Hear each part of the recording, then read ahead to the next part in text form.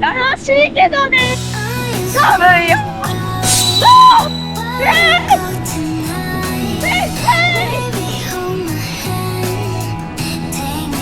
そうよ。ハロー、なんだっけ、ハーフアディ、ハファディ、小町スタイルです。小町スタイル in グアム。こんにちは。旅は自分磨き、小町スタイルです。今回の動画は以前お届けした5本立てのグアム編の動画を1本の動画に再編集した完全版をお送りいたします。最近また活気が出てきている常夏の楽園グアム。南国アイランドの魅力を余すことなくお届けします。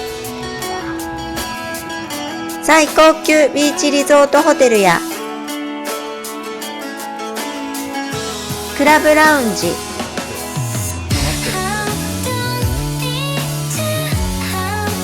ホテルプール、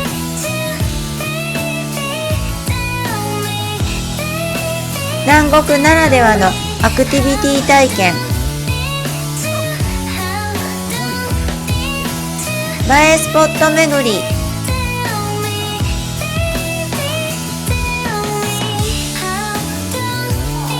そして絶品のグルメやスイーツ、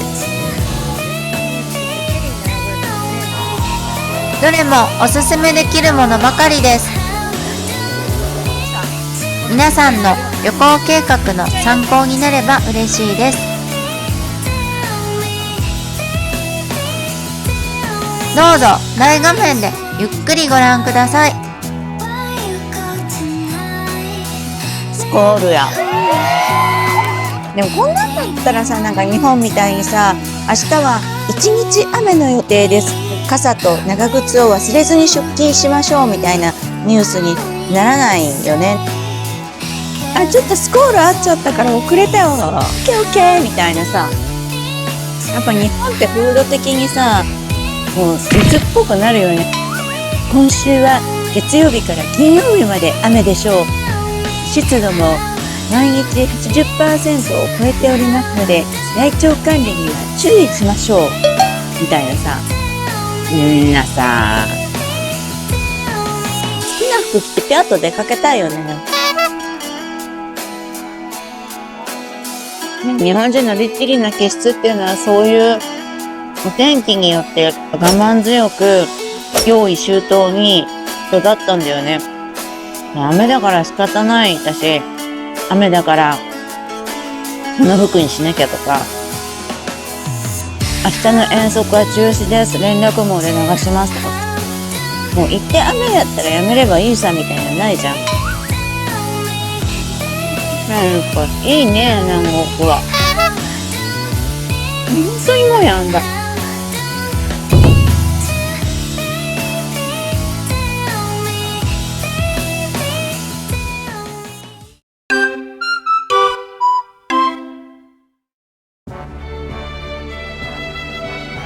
今回の旅は成田空港から JAL でグアムに向かいます。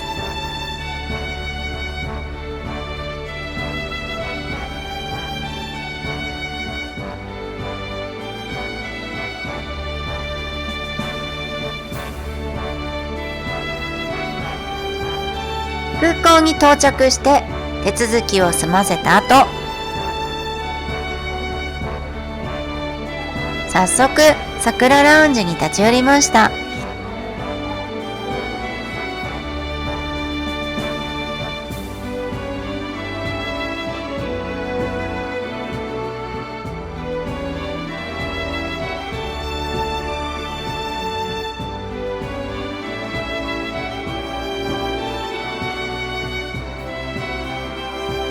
桜ラウンジで朝食を食べました。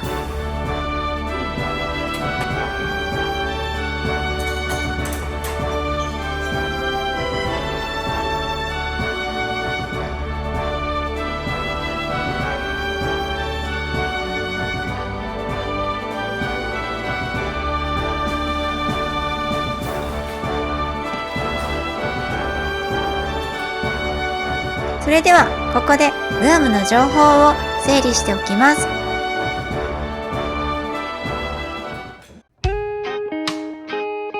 グアムは日本から約3時間で行くことができる常夏の楽園。息を飲むような海の美しさで人気のグアムは、行くところどころに新しい発見がある魅力的な島です。サンゴ礁に囲まれた美しいビーチと透明度の高い海や熱帯植物も生い茂り、リゾート開発地の多くが自然と共存する形です。日本との時差は1時間、公用語は英語とチャモロ語です。観光業が産業の大部分を占め、島民の約 60% が観光業に従事しています。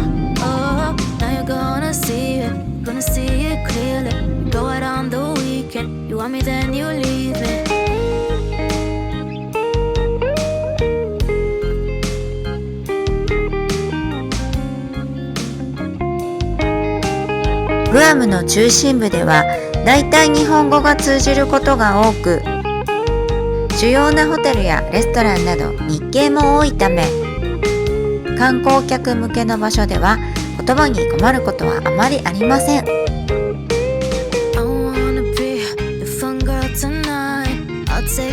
人口は約17万人、先住民であるチャモロ人が約 37%、次いでフィリピン系が約 26% となっています。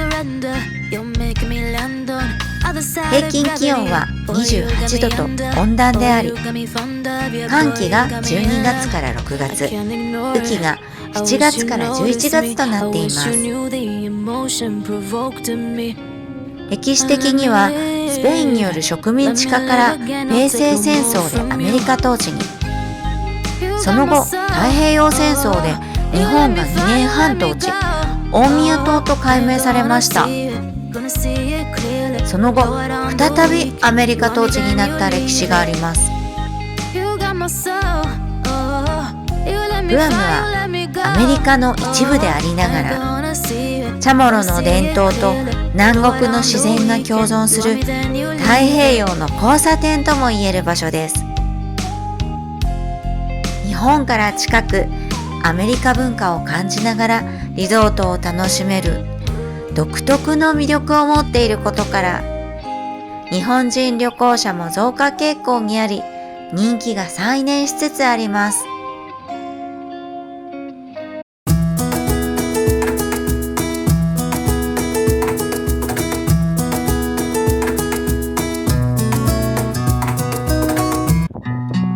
到着しました。初日のホテルはタイ資本のリゾートホテル、デュシタニグアムリゾートです。デュシタニグアムリゾートはタモンエリアの中心部に立っており、ロケーションが最高です。タモン湾の海、ビーチに近く、ショッピングやレストランも徒歩圏内という点で人気があります。客室数は421室、ラグジュアリーな客室、スイートヴィラで構成されています。エスカレーターで2階に上がるとレセプションになります。リゾートとして5つ星クラスとされており、ラグジュアリー志向の宿泊者に高い支持を得ています。それではお部屋に向かいましょう。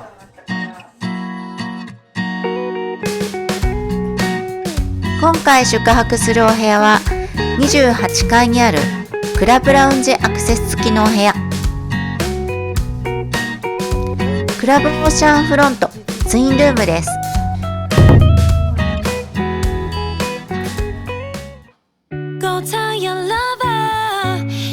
それではルームツアーを始めたいと思います。リビングルームです。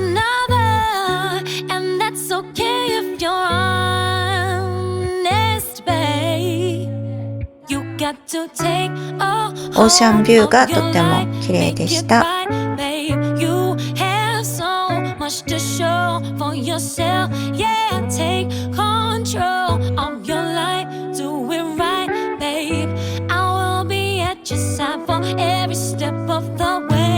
スローブと雨用の傘とかも用意してくれていました。洗面台は2ボール。エルメス。本当にエルメスかな？でもシャワールームの中のやつの方がさっき言ったスパのやつだからいいやつ。本当にエルメスかな？シャワーブース。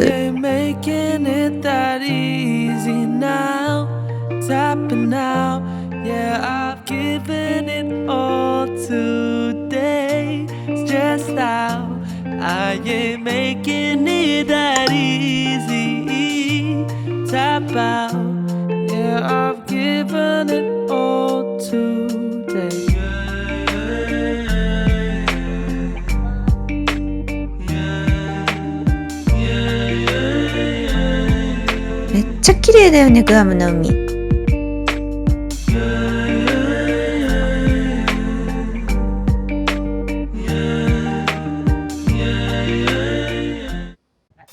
早速ホテルプールとラモンビーチへ泳ぎに行きますよ。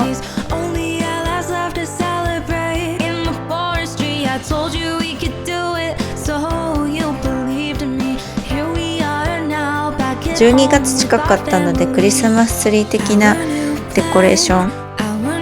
南国なのにクリスマスツリーだとか言って。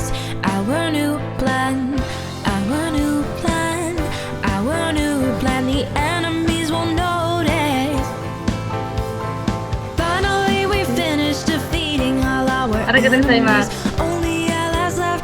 タオルゲット。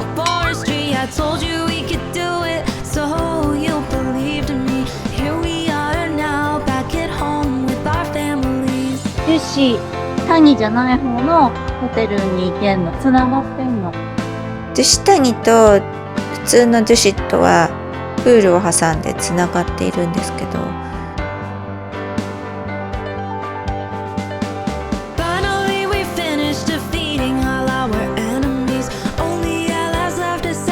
日差しはすっごいきついんですけど、なんとここプールが木陰なのですごい水温は冷たかったんです。や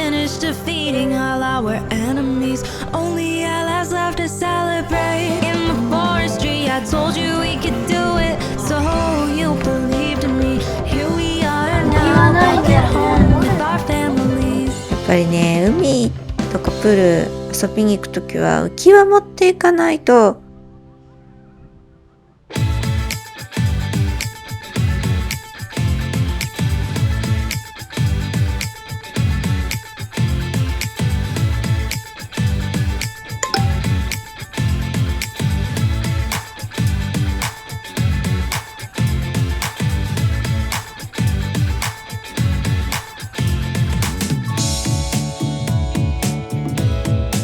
高い。今は11月の24。いやでも暖かくはなかった。暖かくはなかった。暑い。すごいすごい。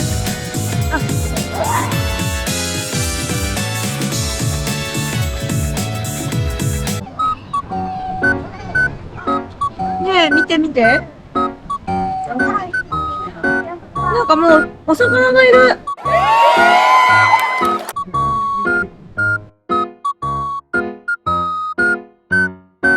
すごいお魚がいる。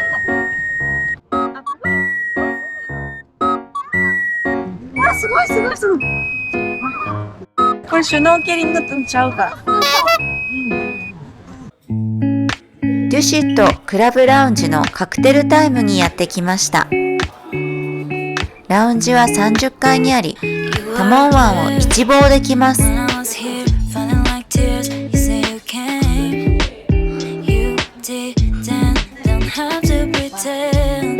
較的オードブルなどの品揃えは控えめな印象でした。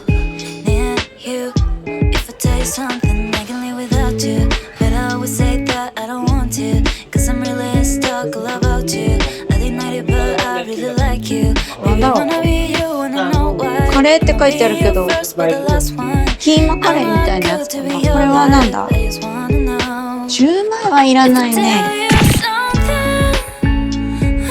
久しぶりにチキンも食べてみようか。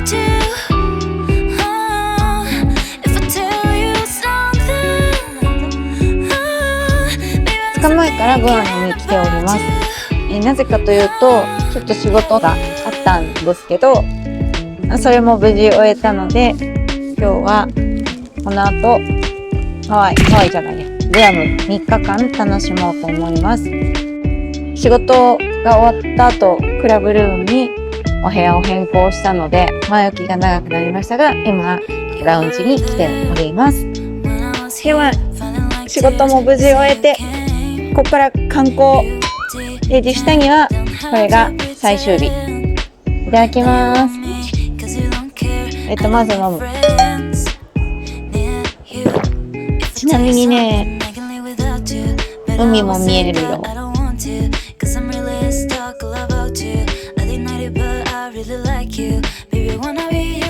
これはめっちゃタイの味がします。ナンプラーだ。これと違いがわかんない。これ何？これチキン。これじゃあビーフ。同じ味だね。あ、こっちの辛い。気をつけないと辛いやつ入ってる。青パパイヤだ。青パパイヤかハラペーニョみたいなのか。その部分を噛んじゃうとめちゃくちゃ辛い。寒くなってきたから着よう。さっきプールに行ったんだけど、水温が冷たすぎて足までしか入れなかっ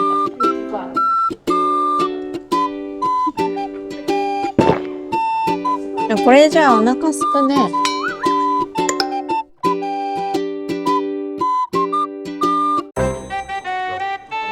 でもやっぱもうね、物価のことは忘れなきゃダメだね。なんでかっていうと、仕事の関係の人が朝食バーガーキング食べたっつってて、2人で500ドル500ドル違う500ドルは嘘だ。2人で日本円にして8000円ぐらい。まあ物価は高い。ここラウンジ、この時間はお子さんも方。でもね、ホテルの人は優しい。今回もう仕事の時に寝るだけの部屋はちょっとランクが下目の部屋にして3日目からいい部屋にしようと思って、なので2泊と1泊で分けて取ってくれたんですけど、それは最終的に私の英語力が伝わすぎて別のホテルに行って戻ってくるみたいに伝わっちゃったのかもしれなくて、もうお互い困っていた時に私が日本語を喋れる人いますかって言ったら、その方が私日本語大丈夫ですって言って、そこからとっても流暢な日本語で確認しますって言って、もうアーリーチェックインもできました。一回スパ行ったんですけど、お昼朝ごはん食べてちょっとブラブラしてスパ行って帰ってきて、次の部屋空いてますかっていうやりとりがやっと日本語でスムーズにできて、パパッと部屋移動できました。でもまあやっぱ宮古とかよりは海外感があるよね。宮古とさ、距離的には一緒なんだよね。せっかくなので街のレストランへ行ってみようと思います。隣接するザ・プラザ・ドゥシットプレイスを経由して街に出ます。夜もちょっとじとっと暑かったです。こになんかね、ハードロックカフェとかいろいろ入ってました。なんか読むのが歩けるね。昼はね、日差しがやっぱりすごいよね。街に出れなかったからさ。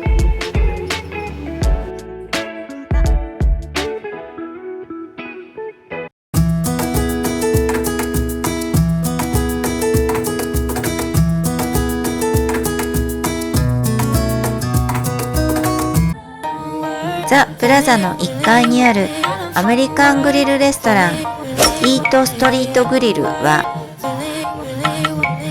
ボリューム満点のグルメバーガーやバーベキューリブステーキなどカジュアルアメリカンで映える料理をリラックスした環境で楽しめるレストランです。店内席とパティオ席が用意されています。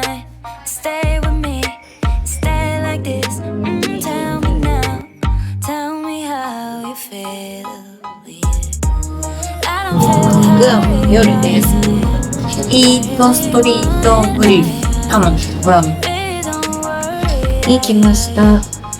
最初は下にのクラブラウンジでね、軽食とアルコール中心でお腹が満たされず街に出て、今8時なんですけど、ちょっとアメリカンな感じのグリルハウスみたいなのが来ました。ハウスメイドチリビーンズのオリジナルみたいな。めっちゃ量多くない？ついのに辛いもの頼んでいただきます。辛い。でも味わえる辛さです。やっぱアメリカの量すごい。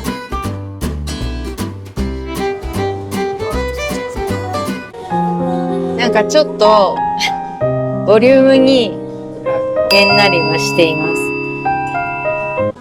す。すごいよね、ドレッシングの量が。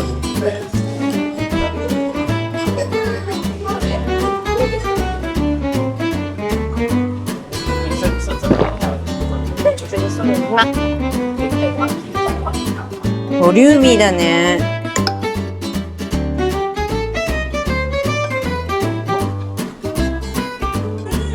味が濃いからあんま食べれないね。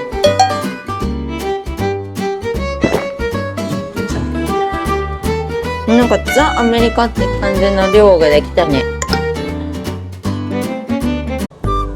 すごいじゃん、物価。よく日本人来るよね。といてなんだけど。ご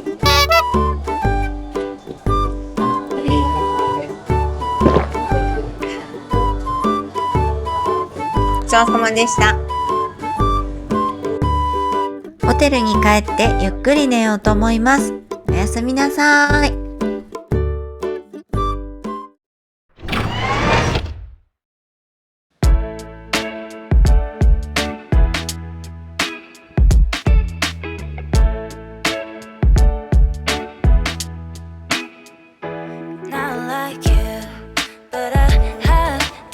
朝食会場はレストランアクアです。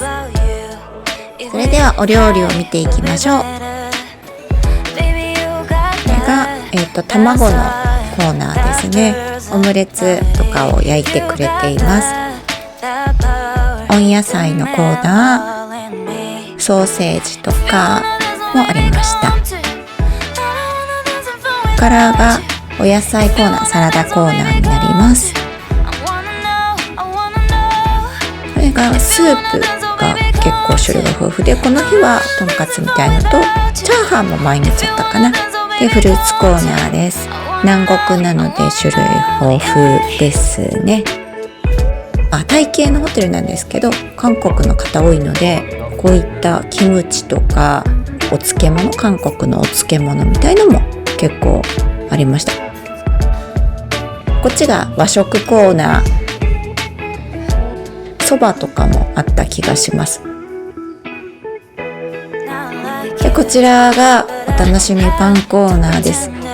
デニッシュ、美味しかったね。ジャムもすっごい種類あってちょっと使ってないけど美味しかったで、美味しかったですは嘘です。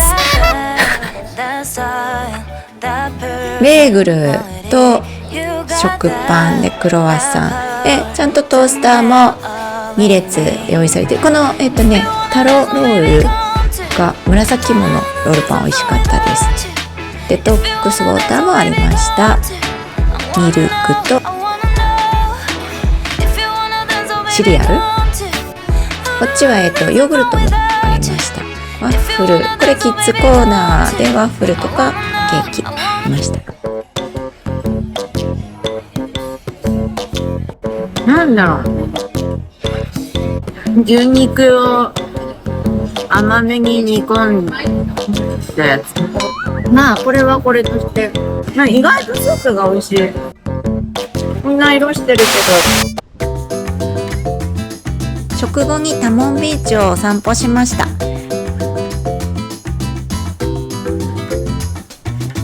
マリンシューズはね、この日は履いてたのでビーチサンダルよりも歩きやすかったです。なんか入水時、これ使っちゃダメなんだ。魚を探しております。結構浅瀬にもいるんだよね。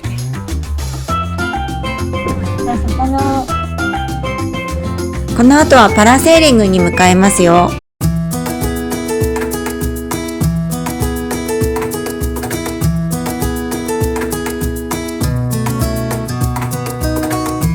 ちょっと歩き方。パラセーリングに挑戦します。サニーサイドアップさんのホテル送迎付きプランです。とにかくサクサク進めてくれる段取りの良さで、車で到着して3分後には海の上でした。この日は最高できるのか不安になるほどものすごい強風の日でしたが、お構いなしって感じでした。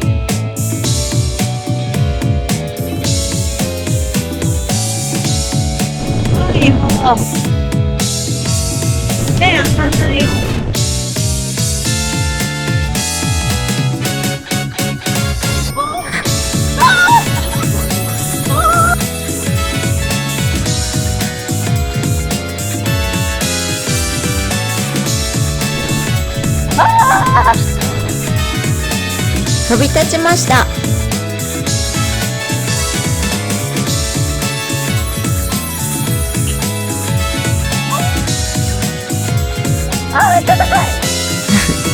ちょっとね B さんを入ってきちゃったんですけど、脱げなくてよかったです。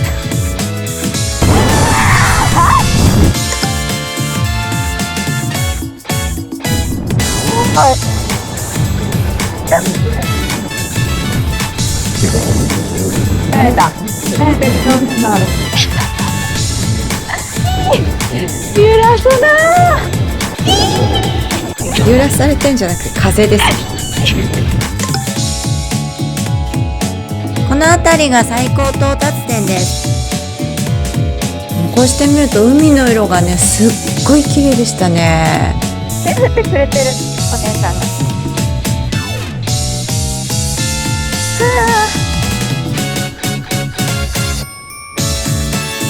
5分程度飛んで巻き取られ始めました。結構あっという間でしたね。な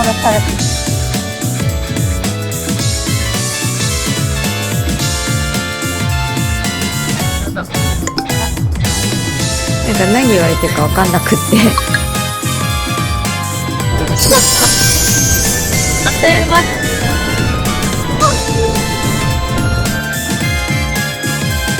第2陣のスタートです。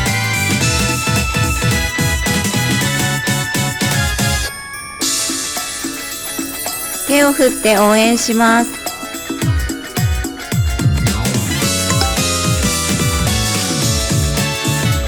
水着着てたらこれもいいと思います。落とされるオプション。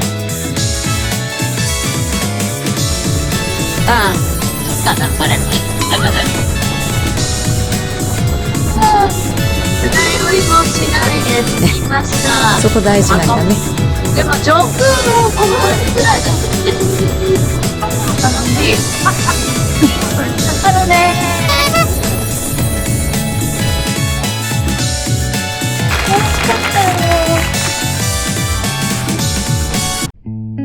強風でしたが、とっても楽しかったですよ。11時半ピックアップで12時半にホテル到着したので、相当サクサク進められました。この後、弟子谷をチェックアウトして、椿タワーに移動します。バス、赤いバス乗って移動しようって思ったけど、だけしか便数ない。意外とね、本数ないんで皆さん気をつけてください。まあここがビューティーフリーストアで、JP スーパーストア前を通ってウエスティン通って一個で椿タワー、ここに行きます。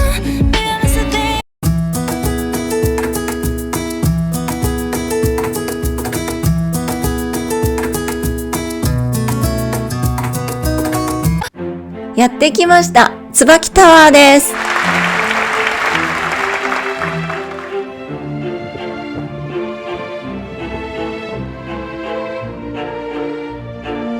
めっちゃテンション上がります、ここから。フ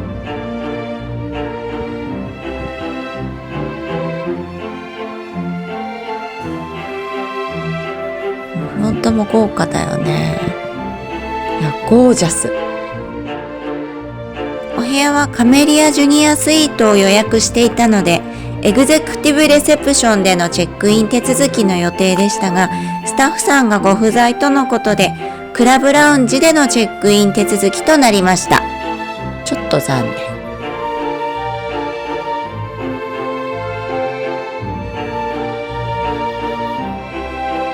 プリーズ。あ、お願いします。あ、日本語全然大丈夫。よかった。ドキドキして。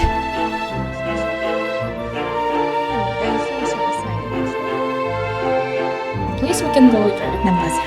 This is our company. It's not. Oh, thank you. センキューぐらいしか言えないんで。いただきます。あ、いただきます。マンゴー。オリジナルバスボムを2個いただきました。This one and this one. ちょっと無理に使わなくていいよ。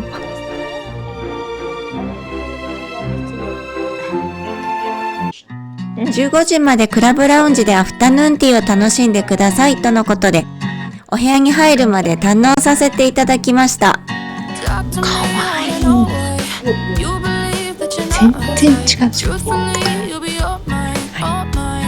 チェース。急におしとやかになってもうご機嫌です。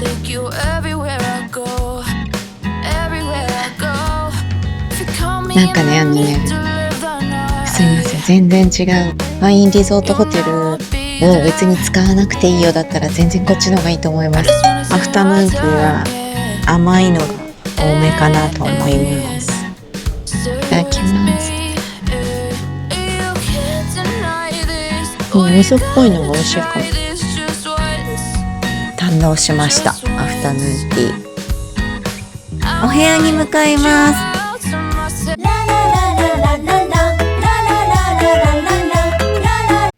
今回は24階の角部屋になります。なんか新築物件。知ったよ。うわ。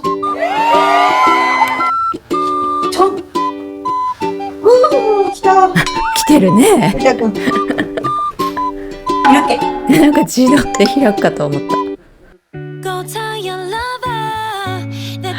カメリアジュニアスイートでございます。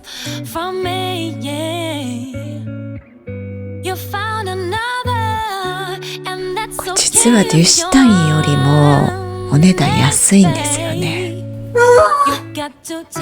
私は幸せだよ。あー。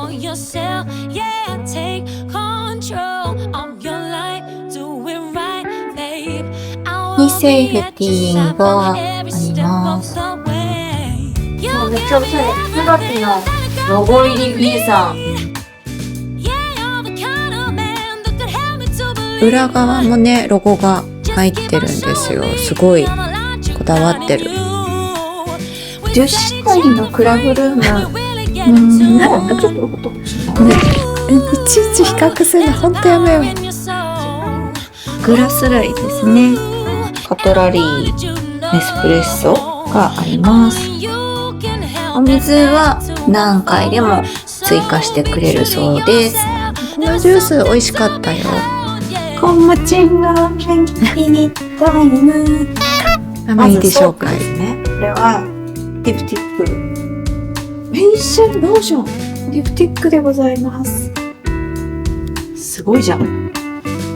はい、お待ちかねのありがとうございます。ダノイ。これもディプティックのシャンプーとコンディショナーともう統一されております。シャワーでボディーソープ。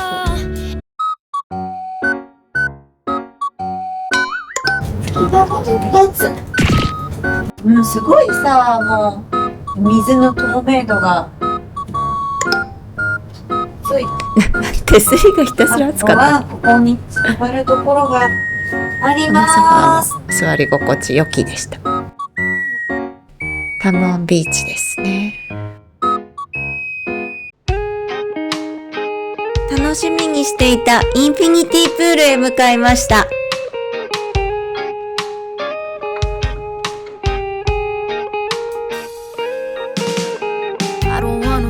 プールカードと交換でバスタオルをいただきます。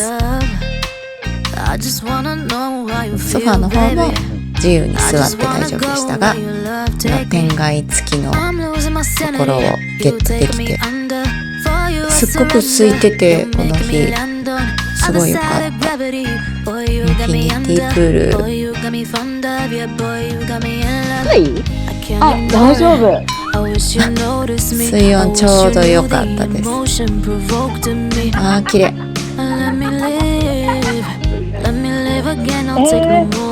ちょっと出ました。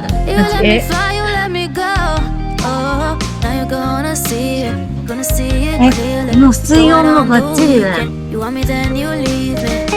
日が差しててね、すごく暖かかったです。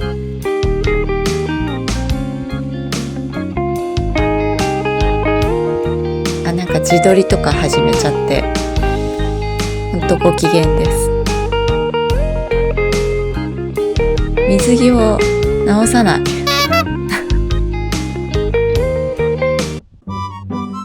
カクテルタイムになったので、クラブラウンジリナーラでお酒を楽しみます。お料理はこんな感じになっています。スナック類の後、生ハムチーズのコーナーがあって、で、ここが前菜、冷たい前菜とサラダのコーナーがありました。次が温かいもの。この日は焼きそばとかフライドチキンとかがあって、これトマトのチキン煮込みみたいなのがとローストビーフがめちゃくちゃ美味しいんです。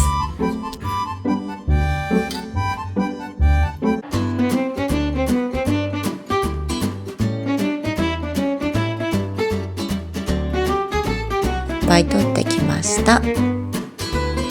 小町スタイル in グアムということで、グアムということで今日は椿タワーの1泊目です。で、チェックインに引き続いて再びクラブラウンジにやってきました。その前にインフィニティプールを楽しみました。で、今日取ってきたのがアボカドのディップみたいなのとポキとローストビーフとトマトスープみたいな感じです。ビールは好きなハイネケンです。いただきます。泳いだ後の一杯。美味しい。ポキカメラカメラって。いただきます。美味しい。美味しい。マッシュルームとチキンのトマト煮だね。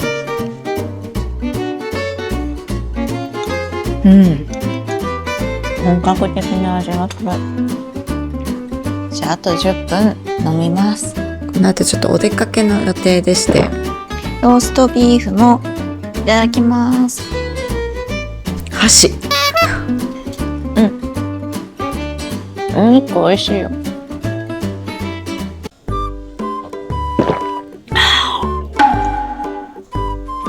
お部屋もいいしね、ラウンジもいいしね。めちゃくちゃいいじゃん。ポキ気に入った。ポキ美味しいな。2回言った。ポキが美味しい。 3回目。次にグアムで絶対椿は一泊はしないと、グアム来て椿泊まらないとか何もいいとこない。ごめんなさい。嘘です。嘘です。てか椿タワーね。インフィニティプール最高だった。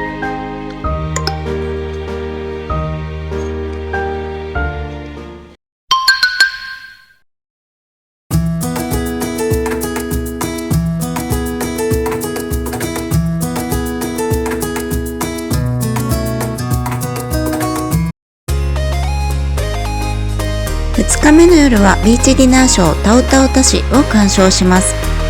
タオタオタシはチャモロ語で海の人々という意味です。ホテルのピックアップは大型観光バスでした。大人気です。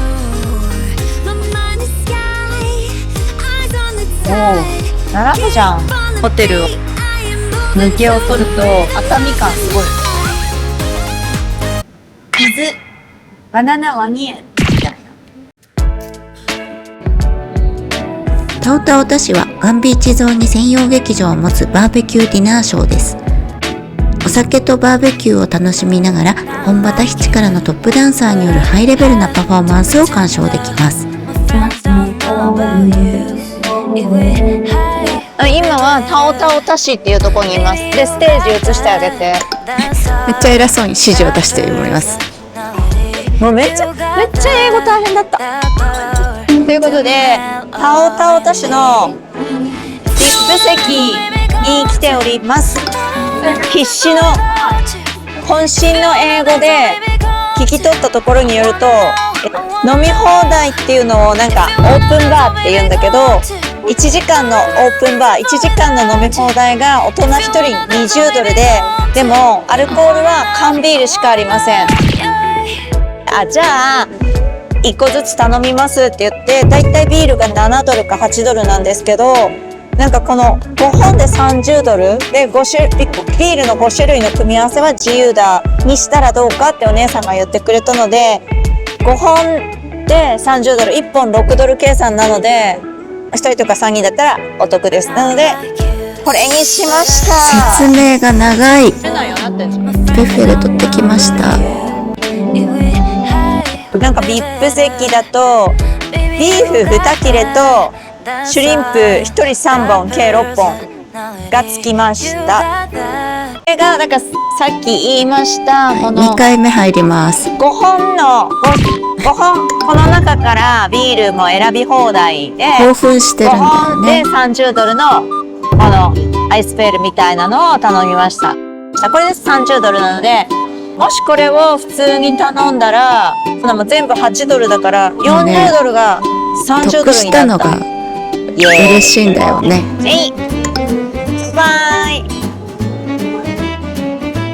ショーの前にお酒と食事を楽しみます。おいしい。スペアリブを食べます。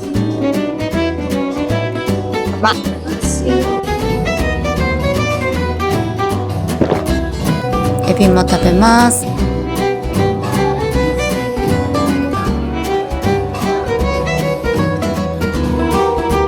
構美味しかったです、エビ。お空が綺麗だね。いよいよショーのスタートです。結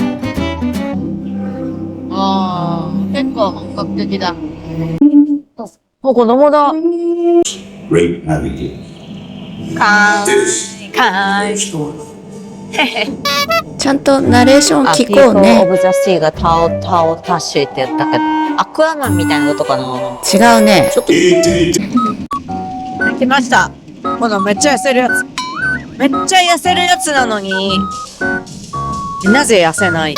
ひどい。いいねいいね。でもこれだとさ、メンズのお尻が隠れちゃうんだよね。プリケツが見たかったの。何言ってるんですかね。すごいね。なんでこんなに腰回るんだろうね。ねえおうおうおう。あ、いいね。この子いいでしょ。いやいや、右から2番目もいい。肩がいい。あとね、太もももすごくいい。でも、ちょっと遅いかな。炎で照らされる筋肉いいよね。あー、いいね。すごいね。筋肉がいいよね。あー、もう、シャギちゃん真ん中。いい、なんか、手と筋肉というのは原始的なプリミティブなセクシーさを感じると思います。地面師。綺麗ですね。エンディングですね。カーテンコール、みんな出てきてくれました。その後記念撮影もしてもらいました。お姉さんとも撮りました。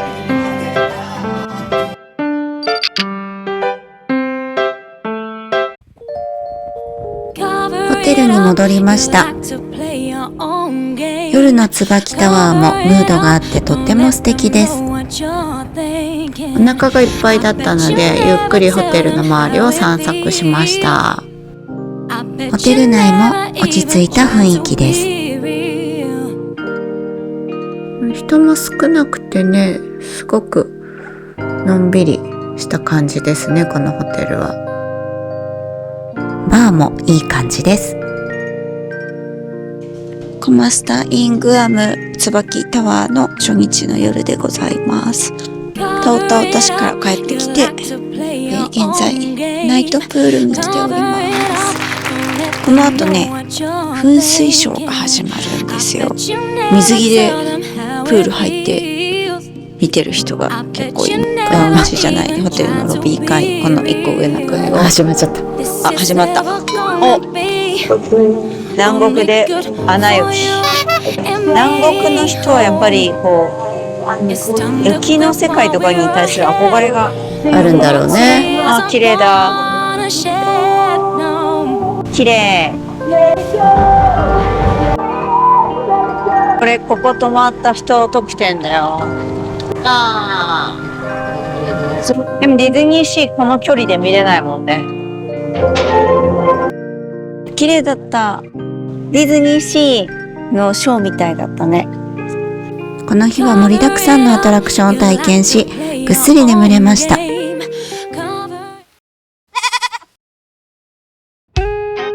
グアム3日目の朝を迎えました。今日もいい天気です。それでは朝食ビュッフェに行ってきます。いっぱい食べるぞ。揚げ物などソーセージとかベーコンかな、ブリとハッシュドポテトと卵焼き、ゆで卵、スクランブルエッグ、和食も結構ありましたよ。ご飯、スープ、これが噂のスムージーです。ジュースコーナーも結構充実してました。サラダは中の人に取ってもらうシステムです。温かいお惣菜のコーナーです。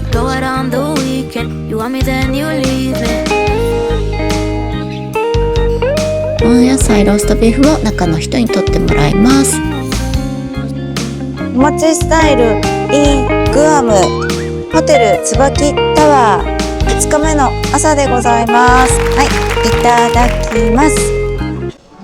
温野菜とオムレツとローストビーフをいただきました。朝7時半に起きたから脳が起きてないんだけど、もう言語能力もままならない感じですが、今日はね、この後ね、ジェットスキーに乗せてもらうんですよ。また海行くからね、ちょっと抑えめにしとかないとね。あっちは韓国料理が多かったね。あっちが唯一いいのは、めちゃくちゃオーシャンビューだったよね。料理の種類自体は同じぐらいかもしれないんだけど、大雑把な感じでは。あなたが大雑把。ローストビーフは食べます。昨日トータおしで結局結構食べたんだよね。エビも3本食べたしさ。ローストビーフ美味しかった。おいしい。オムレツを、はい、焼きたてで持ってきました。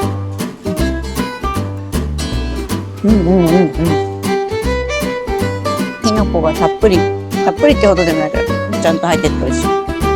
これ何が可愛いってさ、スムージー、いちごとマンゴーのスムージーなんだけど、ストロベリー、マンゴーって書いてあって、その下にすごいたどたどしいひらがなで、いちご、マンゴーって書いてあった。可愛いよね、すごい。あ、これ美味しい。あ、これ、ちょっとデザートに取っとこうね。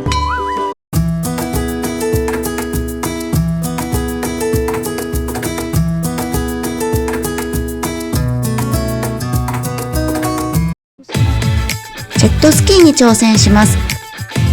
ジョーズジェットスキーさんのホテル送迎付きプランです。謎の準備運動をしております。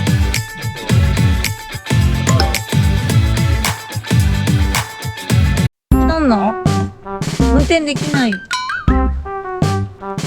緊張。いやいや、無理だって。無理だって。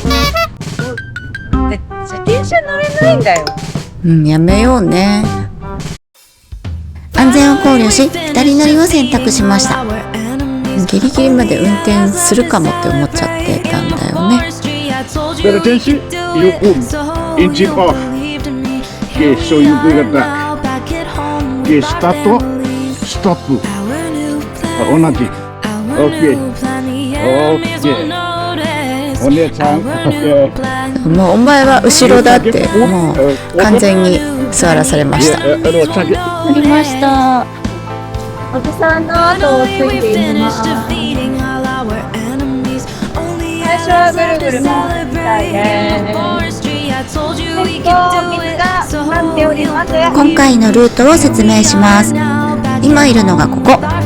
位置関係で言うと、宿泊先の椿タワーがここで、ここがタモンビーチになります。ここでぐるぐる回って、比較的波が立っていないエリアを通って、最初の目的地、恋人岬に向かいます。恋人岬の下で休憩し、岸壁を疾走しながら、秘密のラグーン、アグコーブに向かいます。帰りは時短で、波の高い沖を疾走して戻ります。帰りはハードモード。高い波と逆風で海水を全身にかぶりながらずぶ濡れで戻ります。2カ所のスポットを巡る100分の体験コースとなっています。ワクワクと心配の中、頑張って行ってきます。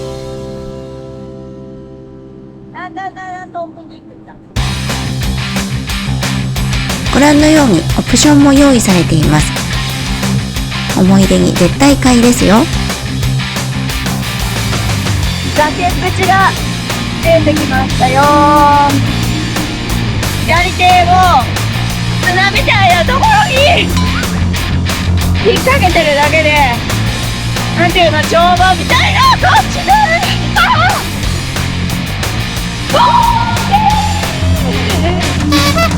これね、あと結構風冷たいから水着の上になんか着た方がいいよ、みんな。みんなって誰だ？寒いよ。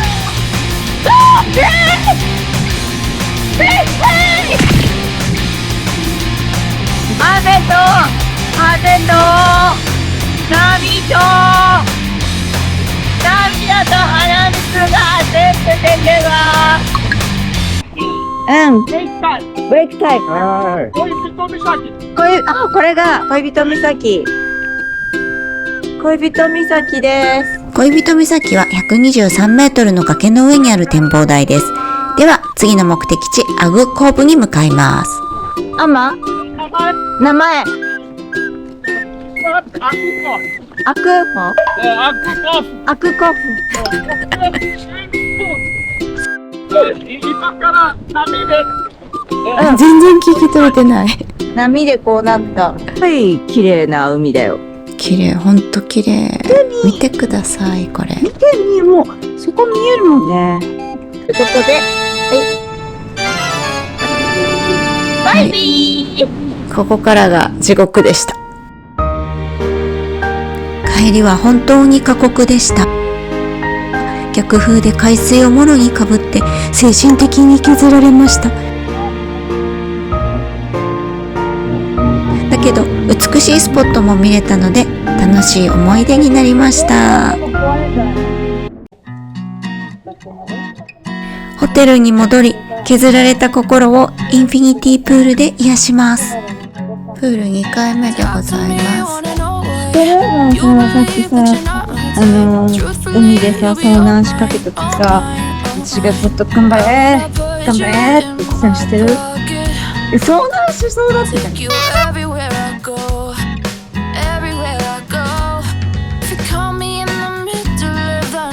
麗だね。インフィニティ。小腹を満たします。プールサイドでいっぱいタコスを買ってもらいました。せーの。あったかいのだ。いただきます。はい、これ汁全部垂れてます。食べづらい。ということで解体してつまんでおります。おいしい。フォトジニック&サンセットツアーに参加します。オーシャンフリーク主催の1日1組限定、付きっきりの貸し切りガイドツアーで、誰もが一度は見たことがある人気のフォトスポットを巡ります。今回は9カ所のフォトジェニックポイントを紹介します。女子旅の方やカップル旅行の方は最高の思い出になりますので、要チェックですよ。今回は人気の川崎いささんにガイドと撮影をしていただきました。タモントレードセンター。鮮やかなピンク色の外観が印象的なタモントレードセンターのピンクの壁は写真映えバッチリのスポットです。可愛い写真が撮れるとインスタ女子にも人気で、インスタの聖地として撮影待ちの列ができるほどだそうです。女子旅には超おすすめスポットですよ。結構座ってね、足組んだりとかして可愛く撮ったりとか。絶賛人見知り発動中。携帯はこれで撮る。これは動画で撮る。ほら携帯で撮るか。はい。このラーメン屋さんの看板がちょっと残念な気がします。アカンタモール天使の羽。ね、もうほぼほぼ店が今出ちゃってね。何軒かしか店入ってないね。アカンタモールというショッピングモール内にある愛と平和の象徴である天使の羽の壁画です。はい、感じね。あ、いいね。いやー。一番、いやちゃん。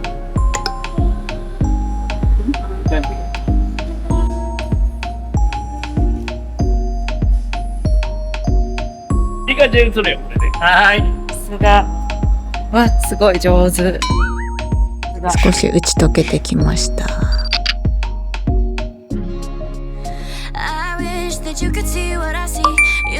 スクールバスストップ I love Guam プロア。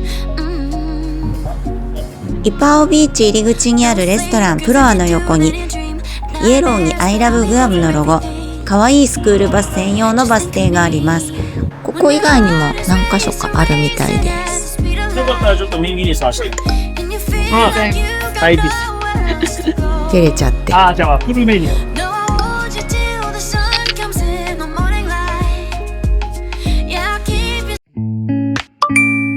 ガバナー・ジョセフ・フローレス・ビーチ・パーク。海が綺麗なポイントで。め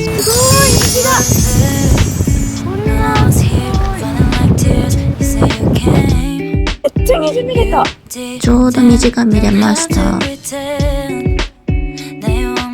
海と虹がすごい綺麗で、このモニュメントが結構有名でいろんな方が撮りに来てますよね。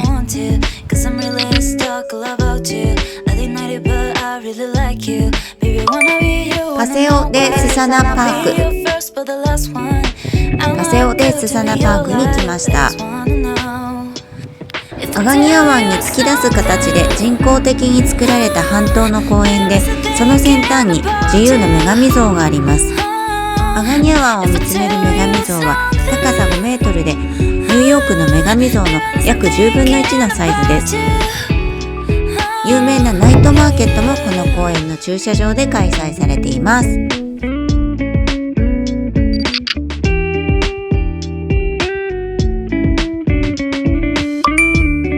アガニャ浄水場前。これはね、下に土管が通ってて、これ下水処理場なの。おーい、これそこで処理して海に流してる。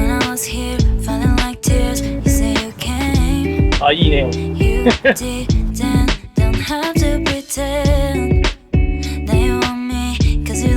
倖田來未さんも PV の撮影に使うなど、撮り方によっては可愛くもかっこよくもなります。映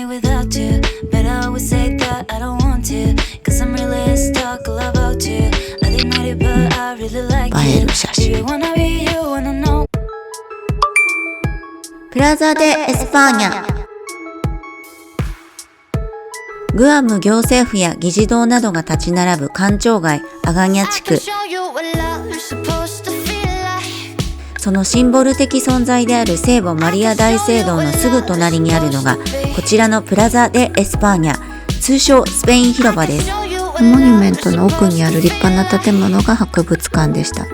1736年から約160年にわたりスペイン総督邸があった場所で、第二次世界大戦でそのほとんどが壊滅状態に。その後いくつかの建物が修復され、現在は広場として整備されています。今背後にあるのが教会ですね。すごく立派なステンドグラスもありますね。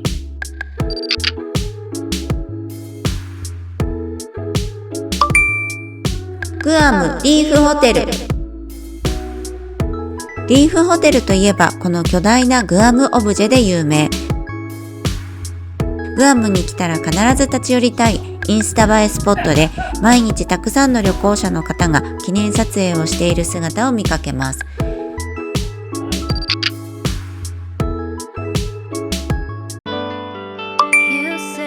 恋人岬サンセット。やんできた。ちょうど沈む。フォトジェニックツアーの最後を飾るのは恋人岬のサンセットツアーとなります。恋人岬には悲しい恋の伝説が伝わっています。昔グアムの若い恋人たちが親の反対を受けて駆け落ちし、岬から身を投げたと言われています。これが恋愛成就の絵札です。ちょうど日が沈みます。スコールも止んできました。この伝説が岬の名前の由来となり、今では恋愛成就のパワースポットとして多くのカップルが訪れています。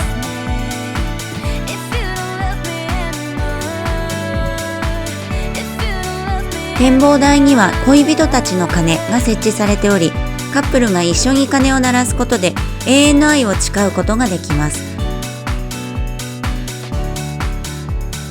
超いい時間に連れてってもらったんで、さすが川崎さん。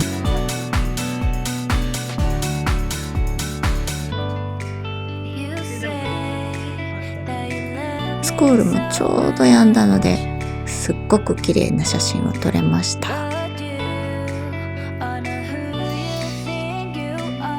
絶景をバックに写真を撮って素敵な思い出を作りましょう。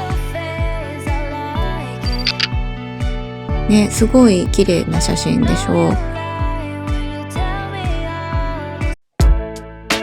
ここから飲みますよ。マスター、椿タワー2日目だよ。再びカクテルタイムのクラブラウンジにやってきました。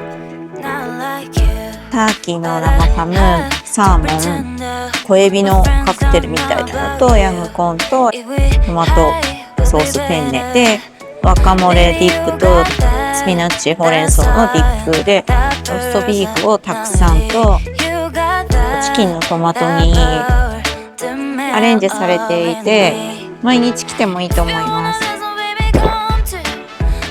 今日は朝食を食べてから、なんとジェットスキーが超強風で、どのぐらい強風かっていうと、風速8から9メートルの強風の中、波に揺られながらワーキャー90分海の上にいたので、もうめちゃくちゃ疲れて、その後すごい良かったんですけど、フォトジェニックツアーに2時間もたっぷりガイドしていただいて、スコールにも最後振られたので、今日は食べます。いただきます。やっと食べれる。はい、前置きが長かった。めっちゃお腹空いて。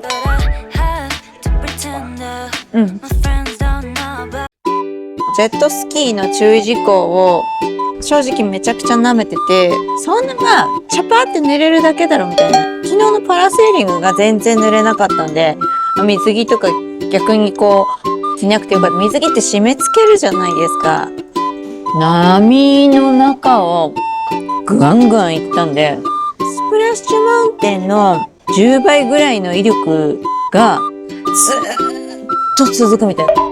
波が耳とかに入って、で、もう目にも鼻にも容赦なく入るから、もう痛い。ゴーグルしてった方がいいよ。あと、もうコンタクトの人は外して、あれはコンタクト流されるの。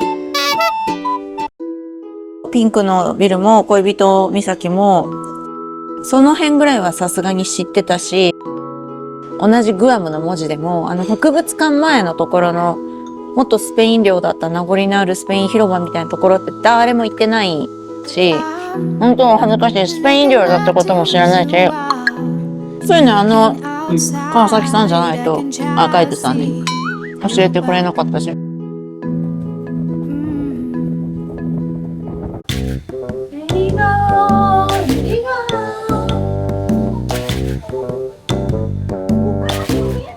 お部屋に戻って噴水ショーをバルコニーから鑑賞しました。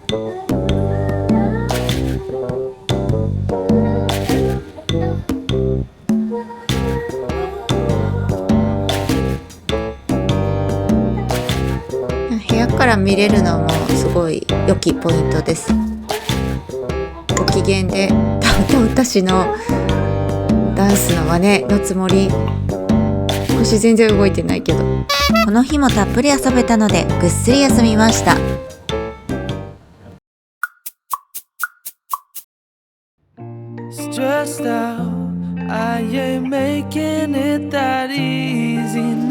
朝食です。おはようございます。昨日は結局ラウンジで夕食だったけど、お腹いっぱいになりました。今日もホットサラダ、オムレツ、ローストビーフ、パンとスムージー。いただきます。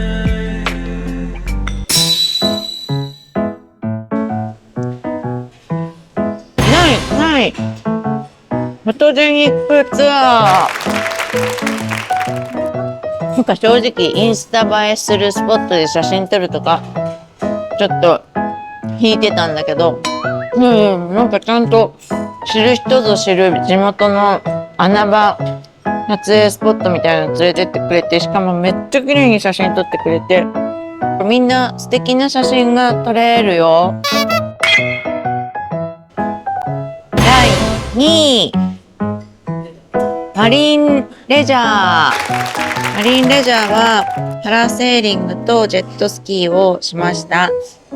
パラセーリングはもう上空飛行時間は一瞬ではありましたが、めちゃくちゃ天気も良くて、わーっていう感じで、わーって、ふわふわふわじゃない。足元に綺麗な海を見れてよかったです。ダメだ、コメント力。ジェットスキーはすごかった。すごかった。スピード出る、海綺麗、真っ青な海と空ってキャーキャー言ってたんだけど、ちょうどその日強風で頭からこう波がかかってきてんのか、上から降ってる雨なのかわかんないぐらい、でもその中を飛ばしまくるっていう、絶対もう超非日常。刺激的でした。一生忘れない体験になりました。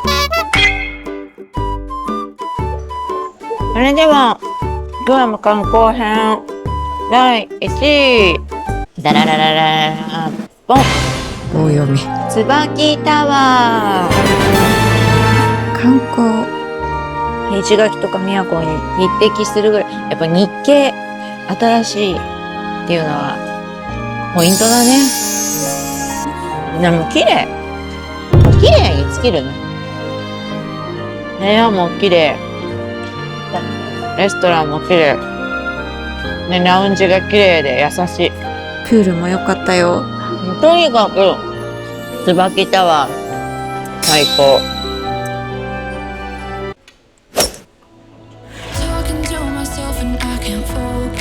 100点だよ、いつも。旅は比べられない旅と旅同士。グアムのネガティブポイントは157円ぐらいの時にしちゃったので、物価の話をします。まあ物価はもう諦めよう。人はめっちゃ優しいし、治安もいいし、日本人に優しい。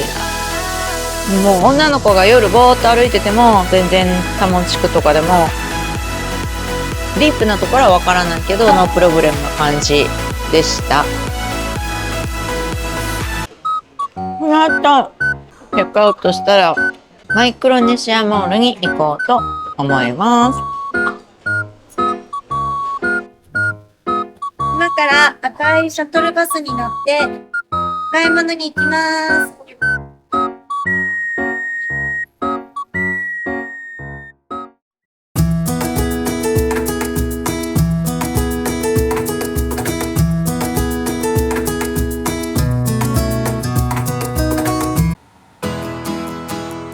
はい、ということでグアムの4日目最終日でございます。マイクロネシアモールに行った後、空港へ向かい16時50分の便で帰国します。ここにガンってやんない。結構座席は狭いです。もうさ、星付きがないのでさ、船乗ったりした時にも漏れなく見つけて、右足、左足、右肩、右肘、あと、打ってないの左肘だけです。このベイビューティーこのデルトニコっていうステーキ屋さんが川崎さんおすすめでした。今度行ってみよう。あ、ロスあるよ、ロス。すごい。なんか手に入れもあります。マイクロネシアモールは1888年8月にオープンした創業136年のグアム島最大のショッピングセンターです。早速行ってみよう。ここはマイクロネシアモールです。めちゃくちゃ広大な敷地。すごい広い。ドヤ顔。これね、道を譲った後のドヤ顔なんだよ。これなんだっけ？この日は平日ということもあり、閑散とした感じでした。あれ、ゴディバがあるよ。マイクロネシアモールは東京ドーム 1.3 個分の広さで2階建ての建物に120店舗ものお店が立ち並び、バラエティ豊かなショップやブティック、レストランなどで充実しています。フードコートは750席もあり、映画館や屋内遊園地など一日中遊び尽くせるショッピングモールです。ピタゴラスイッチやってます。ピタゴラスイッチの鐘がチャイニーズのドラみたいなので、アメリカのバスケットボールとかも回ってて、メインで回ってるのがビリヤードのボールとゴルフボールなんだよね。なんかすごくカオスな感じ。1回も2回も見ましたが、ショップではあまりいいものと出会えず、残念ながら成果はありませんでした。あそこのロスドレスもサイズがなかったよ。ランチを食べにフィエスタフードコートにやってきました。ケンタッキーフライドチキンやサブウェイなどのメジャーな飲食店から、地元で人気の高いタコベルやパンダエクスプレスなども入店しており、幅広く食事を楽しめます。私はこのサンハワイを選択しました。はい、あそこに見えるサンハワイっていうところに行きました。お茶多分3ドル、450円。注意点としてフードコート内でアルコールは販売していません。3種類のおかずを選べて、ご飯とサラダがついて12ドル。めっちゃ量多い。でもずーっと思うけど、半分の量で半分の値段にしてくれると日本になるんだよなーって思います。これ絶対2人分じゃんね。だってご飯もこうポンポンって入れて、2人でシェアするのがいいんだろうね。ちょっとお腹が空いたのでいただきます。この国は出た。とにかく肉に火をよく通す国です。日本が生食しすぎなんだよ。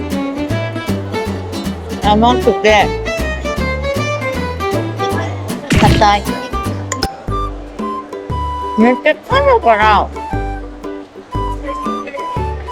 ぐお腹いっぱいになる。いやー、量が多かった。マイクロネシアモールから赤いバスに乗ってホテルに戻りました。荷物を受け取っていよいよ帰国となります。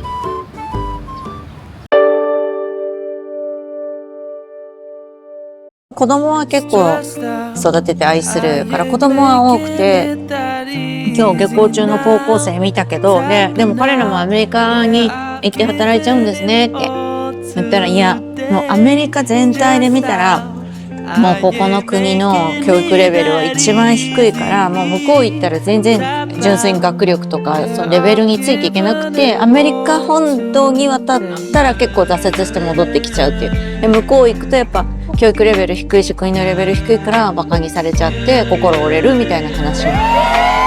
じゃあそれで国が発展していくかっていうとスタッフさんに若い人たちはやっぱりグアムだと稼げない。まだまだコロナ前の観光収入3分の1ぐらいなんだって。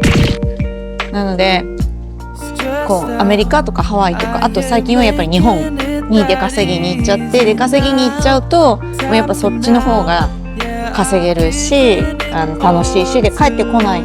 ですごくこの島は今、この国は今高齢化が進んでいて、ここの国の人シュリンプとビアで尿酸値高くないですか、痛風ゴートないですかって言ったら、めちゃめちゃありますわみたいな感じで。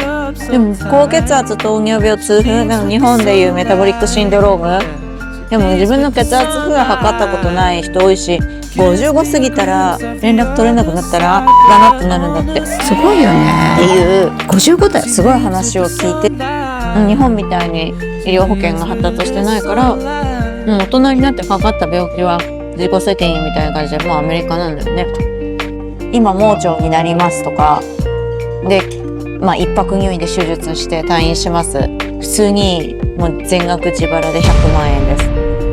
がんとかになったら何億もかかります。だから普通の人治療しません。もうなんか病気になって死んだらもうそれで諦めようみたいな。かといってじゃあ健康になろうみたいに、じゃあ甘いもの食べない、油物食べないっていうような我慢もしても意味ないじゃんみたいな感じでおおらかにしていって、でもどうしてもじゃあ病気した時の保険自分で入ろうと思ったら掛け金が月10万とかで誰も入らない。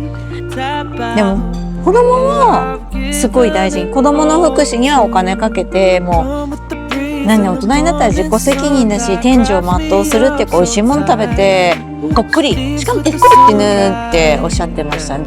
だからもしね、ここの国ですごい大きい病気を患ってでも治療したい、生かしたいってなったら、もう普通に1000万レベルで飛ぶから、もうメディカル破産も言いますよって。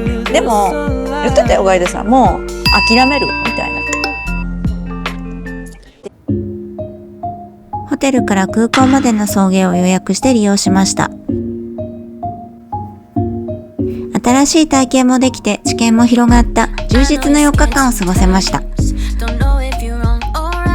ありがとう。また来ます。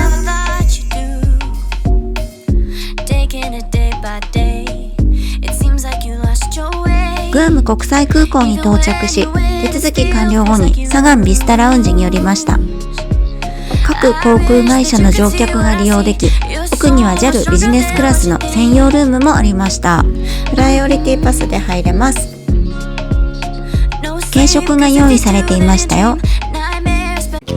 海外のトイレは、まともっていうか、普通以上のところはちゃんと手拭くペーパータオルがあるからいいよ。このぐらいのマシ以上レベルだとピーって手出すとオートでビーって1回持ってってくれるから。ラウンジの前のさ、搭乗口の前のさ、ひどいことを言います。バスの待合みたいなとこにさ、ボヘーと座ってる人たちから羨望の目で見られたんだからさ。見てないよ。トイレ行くときJAL 側の革シートの席、こっちは普通の椅子なんですけど、あっちの方通ったら、通るだけだろ、さっさと通れ、シッシみたいな感じだったし、なんか案内してくれたごめんね、こっちはダメなのよ、あなたたちはみたいな感じで、なんか全てそうやって線引きしてくれるのはいいなと思いました。頑張って次は、次グアムないけど、さっき来るって言ったじゃん。ビジネスで来ようと思いました。プライオリティパス持っててよかった。待合椅子みたいなとこの人は自分たちで高い水買わなきゃいけない。だよ。